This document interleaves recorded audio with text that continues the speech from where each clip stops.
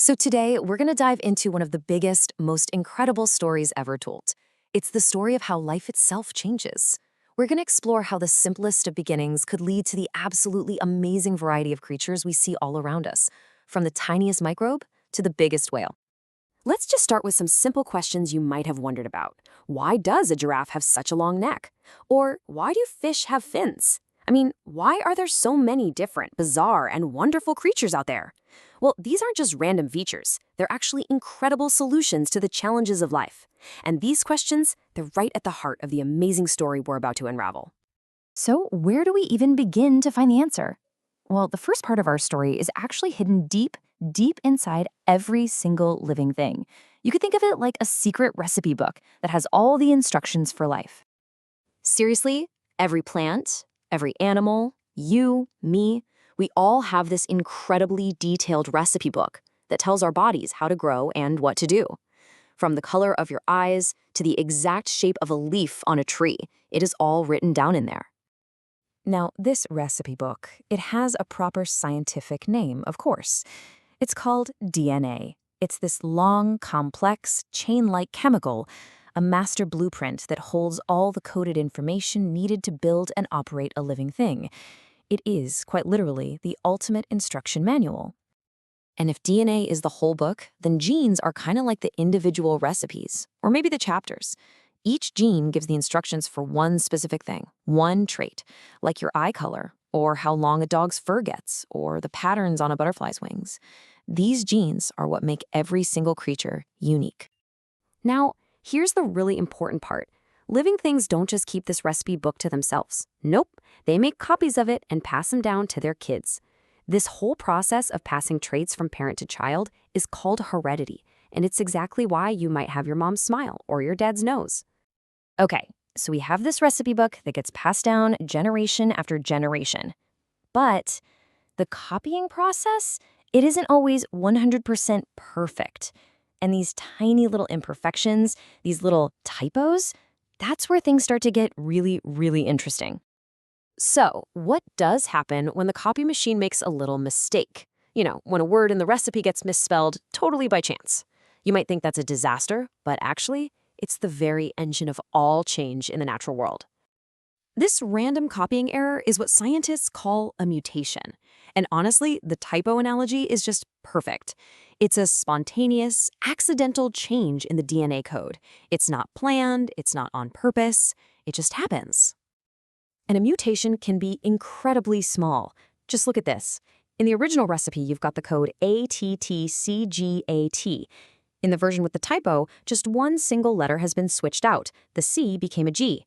It might look totally insignificant, but a tiny change like this can sometimes lead to a whole new trait. And this is the crucial point. These little mutations are the ultimate source of what we call variation, all the differences we see between individuals. It's why no two people, no two butterflies, no two trees are ever exactly alike. This genetic variety is the raw material that evolution gets to work with. So we have all this amazing variation. What happens next? Well, all of these unique individuals enter into what you could call the great survival game. But here's the thing. It's not always about being the biggest, or the fastest, or the strongest. It's all about how well an organism fits into its environment. This whole process is called natural selection, and it really just has 4 basic steps. First, thanks to those mutations, you got variation. Second, the environment is full of challenges. You've got to find food, avoid being eaten, deal with the weather. Third, any trait that gives an individual a little bit of an edge that helps it survive and have more babies is more likely to get passed on. And fourth, over many, many generations, those helpful traits become more and more common. Theory is great, but let's see this thing in action. The story of the peppered moth is just a perfect classic example of natural selection happening right before our eyes. So check this out. Before the 1800s in England, most trees were covered in this light-colored lichen, so the light-colored moths were perfectly camouflaged from birds. Simple enough. But then the Industrial Revolution came along and coated all the trees in black soot. All of a sudden, the dark-colored moths, which used to be really rare, had the advantage. Their population just exploded. The environment changed, and so natural selection started favoring a completely different trait. And this brings us to an absolutely critical point. evolution doesn't have a goal. It's not trying to build a perfect creature. Natural selection just works with whatever variation is around at the time in a very specific environment. It can't see the future. It's a process, not a planner. This leads us to one of the biggest misconceptions about evolution. You've probably heard this idea before. A giraffe stretches its neck its whole life to reach high leaves, and because of that, its baby is born with a longer neck. Right? Well, that's totally incorrect.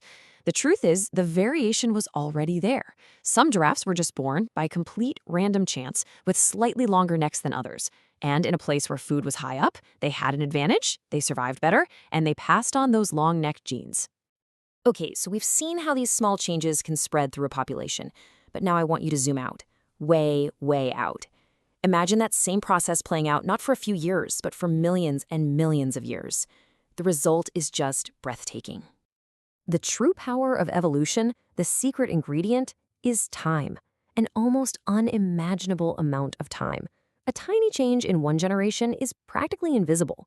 But when you let these small, heritable changes stack up, one after another, guided by natural selection over vast stretches of geological time, they can lead to absolutely enormous transformations. And how enormous are we talking? Well, this is the process that turned an ancient wolf into every single dog breed you can think of, from a tiny Chihuahua to a Great Dane. It's the process that took a four-legged land mammal and turned into a massive ocean-dwelling whale. Over enough time, it leads to the creation of entirely new species, things that look nothing like their distant ancestors. This leads to what is maybe the most profound and mind-blowing idea in all of science. The evidence, from DNA, from fossils, from anatomy, it all points to the same incredible conclusion. All life is related. You, me, a dog, a pufferfish, even a banana tree. If you trace our family trees back far enough, billions of years ago, we all connect to a single common ancestor.